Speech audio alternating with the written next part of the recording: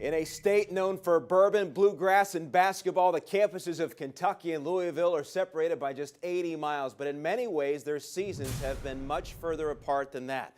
Let's say hello to UK insider Dick Gabriel and from Louisville, Lachlan McLean. Guys, it's been a struggle at times for UK this year, yet here we are about to turn the calendar over into March, and the Cats are still in the discussion. Dick, what has to happen for them to return to the tournament? They can't screw up anymore, Ray. They cannot lay an egg like they did in Knoxville when the season almost got away from them. A win in Arkansas would be huge, but they're going to play Florida again, and they may run into the Gators in the SEC tournament. They cannot suffer a blowout because that gives the selections committee license to say, look, this team is nothing without Nerlens Noel. And that's basically all they're getting right now is consideration for the body of work post-Nerlens. And, I've done some nice things, but nothing great lately. Yeah, Dick, you can make a good point, but Kentucky is 3-1 without Noel, but really a couple of the wins are not worth anything. Mississippi State stinks, Vanderbilt's mediocre. Even the Missouri win, which is their biggest win of the year, is against a team that can't win at all on the road in the SEC. People talk about the momentum that Kentucky has. To me, you establish momentum by winning games on the road. They cannot afford to screw up either one of their next two at Arkansas or at Georgia. Lachlan, the Cardinals spent just 1 week at #1 in the polls. They're now 10th. In your opinion, are they closer to being the 10th best team in America or #1?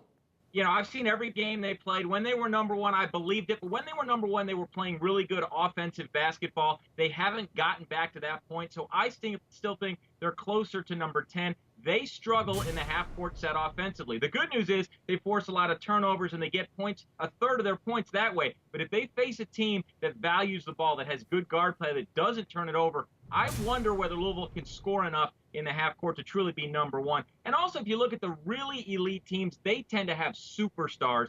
Louisville has Russ Smith, who's a star, lowercase s, and beyond that, Peyton Siva, I'm still not sold on making good decisions in crunch time, and Gorgui Dieng is a little bit of a work in progress. So Louisville's a 10 that can win it all, but they're not a 1 to me. Guys, Rick Pitino and John Calipari combined have accounted for almost 50 tournament wins. So on April the 9th, the day after the Final Four, Dick, what will be the headline in the state of Kentucky? The headline will be, when do the new freshmen get here? Because there's a lot of Kentucky fans right now who are already saying that. They believe that next year's team will be so far superior to this one, and that it's only rated the #1 recruiting class because that's as high as you can rate a class. They think the answers are just, a few months away.